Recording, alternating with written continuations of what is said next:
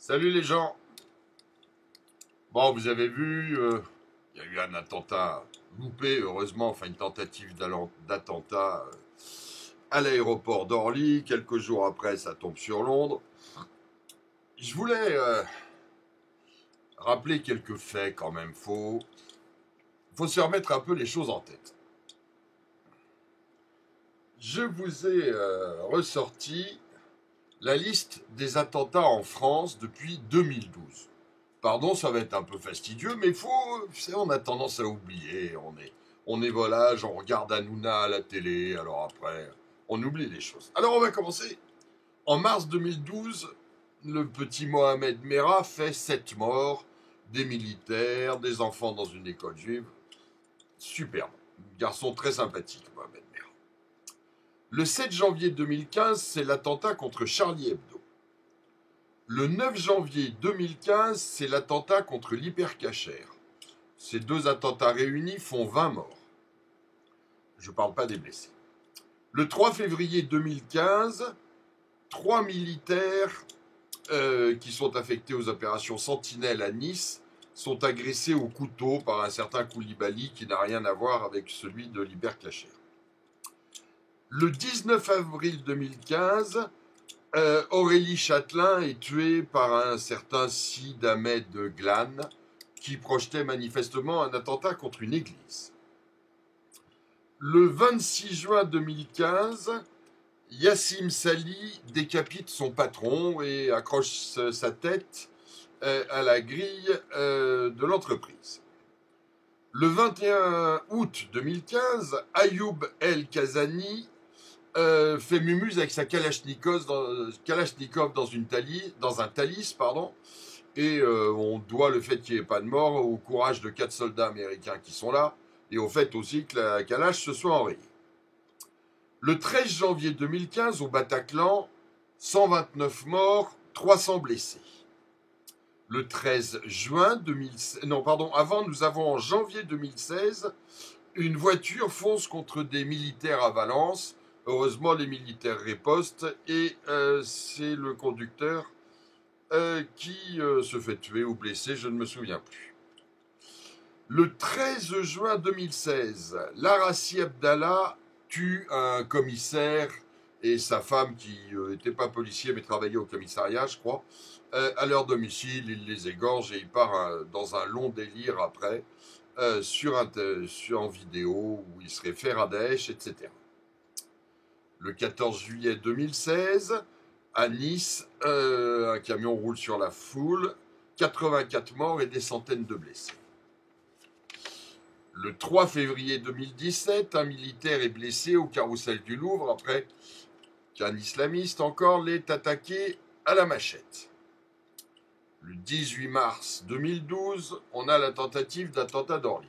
Je me rends compte en vous lisant ça que j'ai oublié ou pas retrouvé notre bon prêtre égorgé dans son église avec une religieuse. Voilà, tous ces attentats depuis 2012 ont un point commun. Ils sont tous faits au nom et pour la plus grande gloire d'Allah.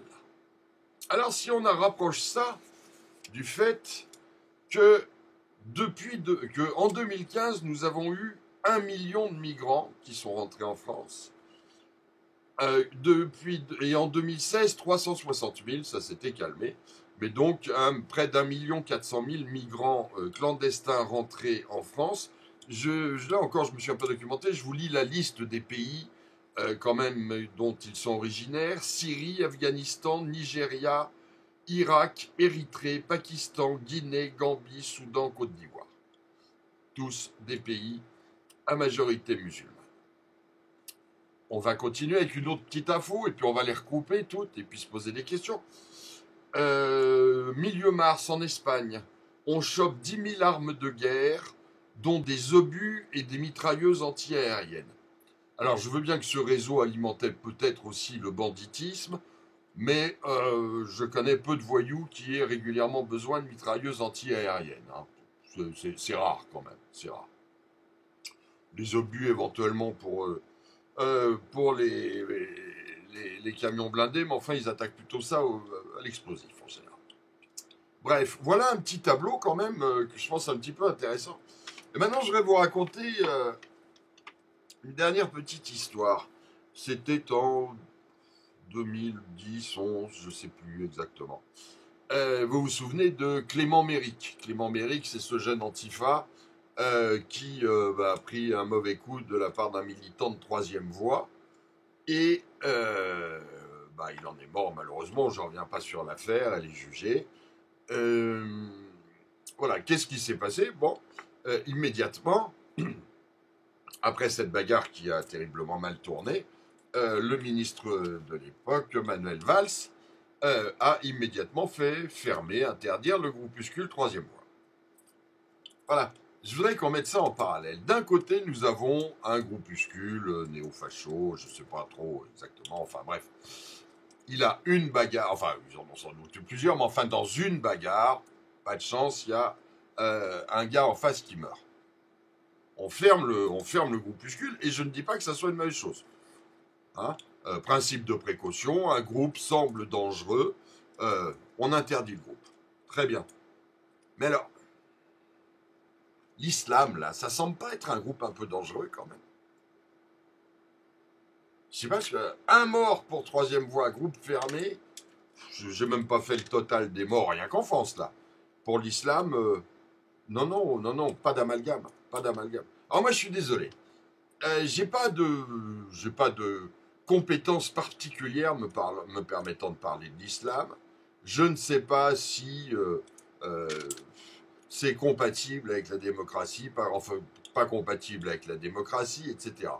Je connais des gens beaucoup mieux renseignés que moi qui disent que c'est absolument incompatible.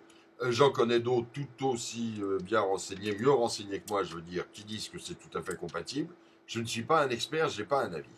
Mais je me dis juste que tant que cet islam ne se sera pas un peu civilisé, c'est-à-dire tant qu'on continuera à avoir autant de morts au temps de l'islam, est-ce qu'on ne devrait pas prendre une distance raisonnable, un petit peu comme n'importe qui nous le ferait s'il était soudain confronté à un lion sauvage, quoi. Style, on recule, non, on n'a pas envie de lui expliquer qu'on est tous frères et que... Non, quand un animal est dangereux, on l'abat ou on le fuit suivant ses possibilités.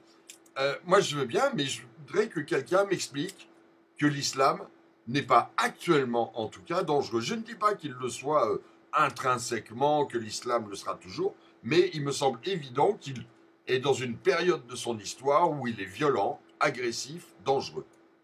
Qu'est-ce qui nous oblige à continuer à fréquenter ces gugus-là? Et je me fous qu'on dise oui, mais la majorité des musulmans, tant qu'on tuera au nom d'Allah sur mon territoire, je ne veux pas de ces gens-là. C'est simple. Qu'ils règlent leurs petits problèmes entre eux. Qu'ils arrivent finalement avec une religion toute propre, toute neuve, pleine de paix et d'amour, et je serai le premier à leur ouvrir les bras. Mais pour l'instant, ça me semble incompatible avec ma vie. Imaginez que demain, on fonde un parti nazi, mais qui soit un parti nazi euh, euh, calme, qui est juste quelques nazis radicaux, qui soient très très très méchants, mais que les autres soient des nazis tout à fait gentils. Hein, c'est-à-dire du genre, oh ben non, il faut pas tuer les juifs, bon, faut peut-être les exclure un peu, mais faut, et puis bon, alors c'est quand même de leur faute parce qu'ils ont commencé ceci, cela, mais nous sommes des nazis modérés. Nous n'avons rien à voir avec les méchants nazis tueurs de petits enfants juifs.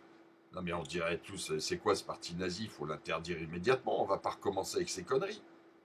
Pourquoi on dit pas ça avec l'islam? Je sais pas, je comprends pas. Je suis désolé, mais je comprends pas. Faudra qu'on m'explique. Bon week-end les gens.